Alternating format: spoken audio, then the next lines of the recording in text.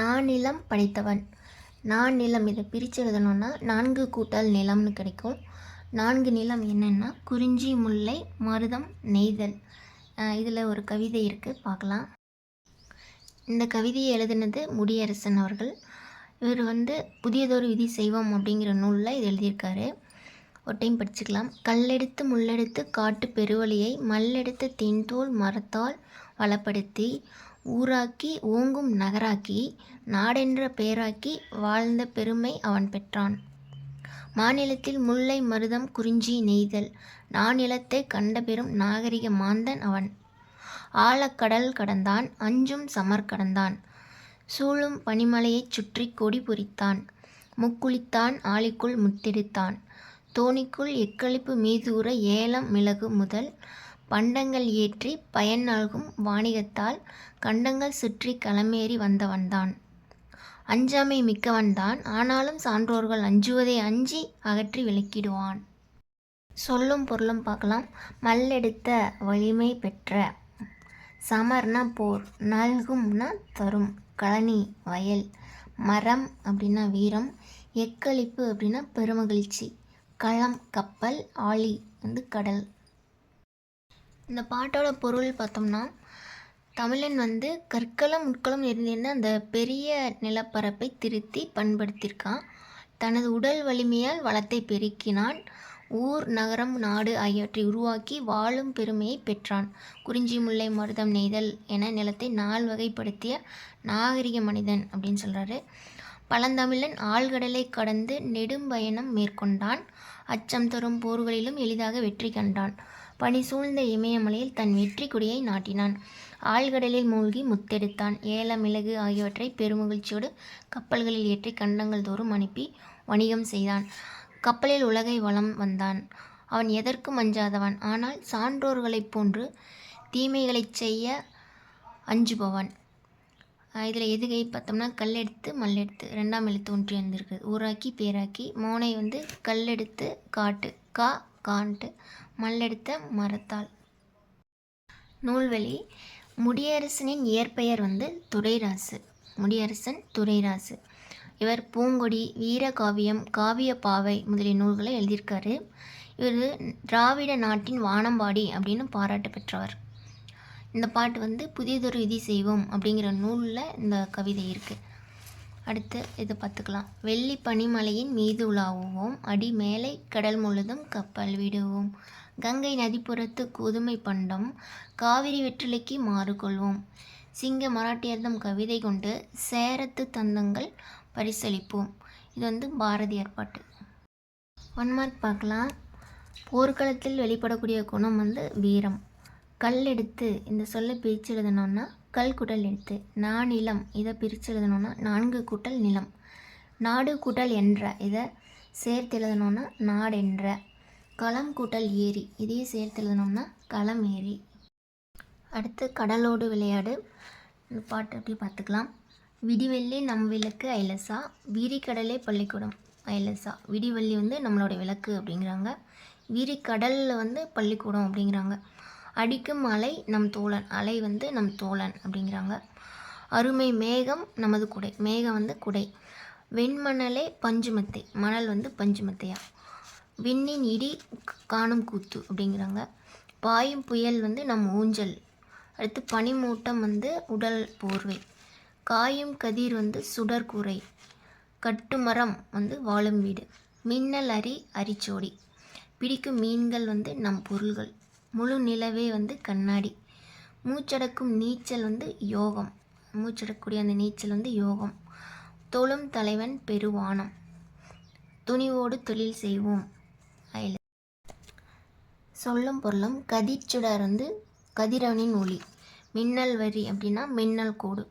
அரிச்சுவடி அப்படிங்கிறது அகர வரிசை எழுத்துக்கள். இதில் இருக்கிற மோனை விடிவள்ளி, விரிகடலை, அடிக்குமலை, அருமை மேகம். நெய்தல் திணை பற்றி கொடுத்துருக்காங்க.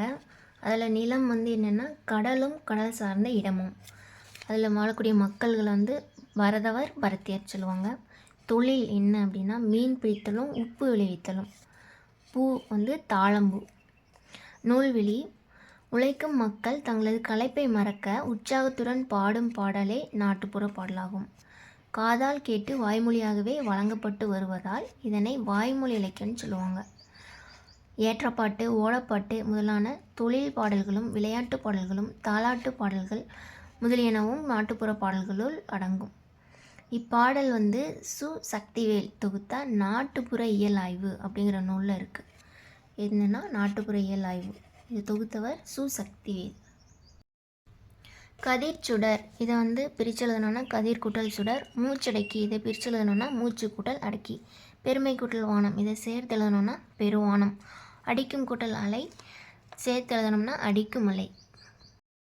விடிவெள்ளி விளக்கு, மணல் பஞ்சுமெத்தை, புயல் ஊஞ்சல், பனிமூட்டை போர்வை. அடுத்து உரைநடை பகுதி. வளரும் வணிகம். பொருள்களை விற்பவரை நம்ம வணிகர்னு சொல்லுவோம். வாங்குபவரை நுகர்வோர்னு சொல்லுவோம். பண்டமாற்று வணிகம் அப்படின்னா பண்டத்தை மாற்றி வணிகம் பண்ணுறது. நம்மிடம் கூடுதலாக இருக்கும் பொருள்களை கொடுத்து நமக்கு தேவையான பொருள்களை பெற்றுக்கொள்வது பண்டமாற்று வணிகம். நெல்லை கொடுத்து அதற்கு பதிலாக உப்பை பெற்றனர். ஆட்டின் பாலை கொடுத்து தானியத்தை பெற்றனர். இந்த செய்தி எங்கே இருக்குன்னா சங்க இலக்கியங்களில் காணப்படுது. தெரிந்து தெளிவாக பார்க்கலாம். தன்னாடு விளைந்த வெண்ணெல் தந்து பிறநாட்டு உப்பின் கொள்ளை சாற்றி. அப்புறம் ஊமனார் போகலாம் லாஸ்ட் லைன். இந்த பாட்டு நற்றினைங்கிற நூலில் இருக்குது. அடுத்து பாலோடு கூழோடு பெயரும் இது குறுந்தொகை. அடுத்து பொண்ணோடு கரியோடு பெயரும் இது அகநானூறு. பொண்ணு தங்கம் அந்த மாதிரி கொண்டு கரின்னா மிளகு ஏதாவது வாங்கிட்டு போவாங்களாம். இதை பற்றி சொல்கிறது அகநானூறு. வணிகத்தின் வகைகள் பார்க்கலாம். வணிகத்தை தரைவழி வணிகம், நீர்வழி வணிகம் அப்படின்னு பிரிக்கலாம். தரை வழியாக பொருள்களை கொண்டு செல்ல எருது, கழுதை, குதிரை போன்ற விலங்குகளும் வண்டிகளும் பயன்படுத்தப்பட்டிருக்கு. வணிகர்கள் வண்டிகளில் பெறும் பொருள்களை ஏற்றி வெளியூருக்கு செல்லும்போது குழுவாக செல்லுவாங்க. இந்த குழுவை வணிக சாத்து அப்படின்றாங்க. கடல் வழியாக கப்பல்கள் மூலம் பொருள்களை வணிகம். கப்பல்கள் நின்று போகும் இடங்களை துறைமுகம்னு சொல்லுவோம். துறைமுக நகரங்களை பட்டினம் என்றும் பாக்கம் என்றும் குறிப்பிட்டன. அடுத்து தமிழ்நாட்டின் தலை சிறந்த துறைமுகமாக பூம்புகார் இருக்குது. அந்த ஊர் துறைமுகத்தில் பல்வேறு நாட்டு கப்பல்கள் தத்தம் நாட்டுக்குடிகளோடு நின்றுருக்கு. அவற்றின் மூலம் வெளிநாட்டு பொருள்கள் இறக்குமதி செய்யப்பட்டது. தமிழ்நாட்டு பொருள்கள் ஏற்றுமதி செய்யப்பட்டிருக்கு. வணிகத்தை தனிநபர் வணிகம், நிறுவன வணிகம் அப்படின்னு பிரிக்கலாம். தனி நபரால் உருவாக்கப்பட்டு நடத்தப்படும் வணிகம் தனிநபர் வணிகம். ஒன்றுக்கு மேற்பட்டோர் இணைந்து முதலீடு செய்து நடத்துவது நிறுவன வணிகம். அடுத்து சிறு வணிகம். இதில் பெருசாக எதுவும் தேவையில்லை. இறக்குமதி. ஒரு நாட்டில் உற்பத்தி செய்யப்படும் பொருள்களை பிற நாடுகளுக்கு அனுப்புவது ஏற்றுமதி எனப்படும். பிற நாடுகளில் இருந்து பொருள்களை வாங்கிறது இறக்குமதி. பழங்காலத்தில் தமிழ்நாட்டில் இருந்து தேக்கு, நெல் தொகை, அரிசி, சந்தனம், மிளகு போன்றவை பிற நாடுகளுக்கு ஏற்றுமதி செய்யப்பட்டன. சீனாவிலிருந்து கண்ணாடி, கற்பூரம், பட்டு போன்றவை இறக்குமதி செய்யப்பட்டன. அரேபியாவில் இருந்து குதிரைகள் வாங்கியிருக்காங்க. நேர்மை. அக்கால வணிகர்கள் நேர்மையாக தொழில் செய்தனர் என்பதை தமிழ் இலக்கியங்கள் எடுத்துக்காட்டுகின்றன.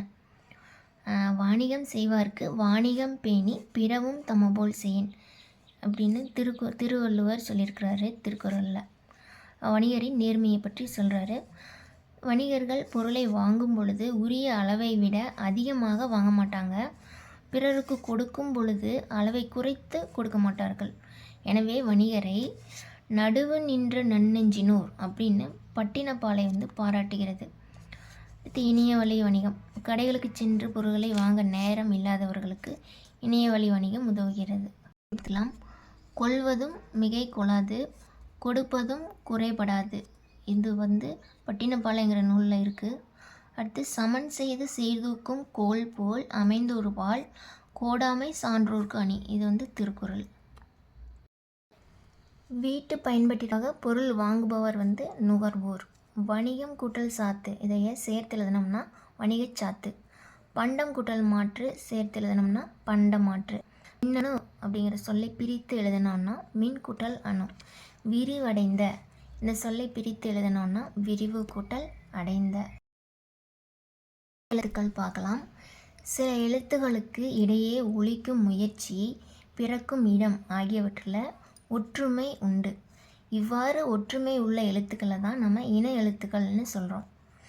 6 வல்லின மெய் எழுத்துக்களுக்கும் 6 மெல்லின எழுத்துக்கள் இன எழுத்துக்கள் ஆகும்னு சொல்கிறாங்க. சொற்களில் மெல்லின மெய் எழுத்தை அடுத்து பெரும்பாலும் அதன் இனமாகிய வல்லின எழுத்தை தான் வரும். இப்போ வந்து இங்குக்கு இனம் வந்து இக்கு, அதாவது இக்கு இங்குன்னு சொல்லுவோம்ல, அது மாதிரி இஞ்சுக்கு அதனுடைய இன எழுத்து இச்சு, இன்னுக்கு வந்து அதனுடைய இன எழுத்து இட்டு, இட்டுக்கு அப்புறம் இன்னும் வரும்ல. அடுத்தது இந்து அதனுடைய இன எழுத்து இத்து, இம்மு இப்பு, இன்ன இற்று. பார்த்தோம்னா திங்கள், மஞ்சள், மண்டபம், சந்தனம், அம்பு, தென்றல். அடுத்தது இடையின எழுத்துக்கள் 6மே ஒரே இனம்னு சொல்கிறாங்க. இ, இர், எல், இவ், அல், எல். அடுத்தது மெய் எழுத்துக்களைப் போலவே உயிர் எழுத்துக்களிலும் இன எழுத்துக்கள் இருக்குது. உயிர் எழுத்துக்களில் குறிலுக்கு வந்து அதனுடைய நெடிலும், நெடிலுக்கு குறிலும் தான் இன எழுத்துக்கள் ஆகும். குறில் எழுத்துக்கள் இல்லாத ஐ என்னும் எழுத்துக்கு ஈ என்பது இன எழுத்தாகும். அதாவது ஐக்கு இணை எழுத்து வந்து என்னென்னா இ. அதே மாதிரி அவ் என்னும் எழுத்துக்கு ஊ என்பது இணை எழுத்தாகும். சொல்லில் உயிர் எழுத்துக்கள் சேர்ந்து வராது. ஒரு சொல்லில் உயிர் எழுத்துக்கள் சேர்ந்து வருவது இல்லை. ஆனால் அளபடையில் மட்டும் நெடிலை தொடர்ந்து அதன் இனமாகிய குறில் எழுத்து சேர்ந்து வரும். இப்போது இது எப்படி ஞாபகம் வச்சுக்கலான்னா அவ்வு, அதாவது இதை நம்ம எழுதி பார்க்கும்போது ஆ, இவ்வு, அவ்வு, கடைசி என்ன எதில் முடியுது, ஊவில் முடியுது. அதனால் அவ்வோட இன எழுத்து ஊ. அதே மாதிரி ஐ, இதை நம்ம எழுதி பார்த்தோம்னா ஆ, இ, இ, அதாவது ஈங்கிற ஐ அப்படிங்கிற சவுண்டோட முடியுதா, அதனால் இ. ஐயோட எடுத்துக்காட்டு பார்த்தோம்னா ஓ உதல், தூம், தளி. இப்போ வந்து தூ, இதில் வந்து ஊ சவுண்டு வரும், அதனுடைய இன எழுத்து குறில் ஊ.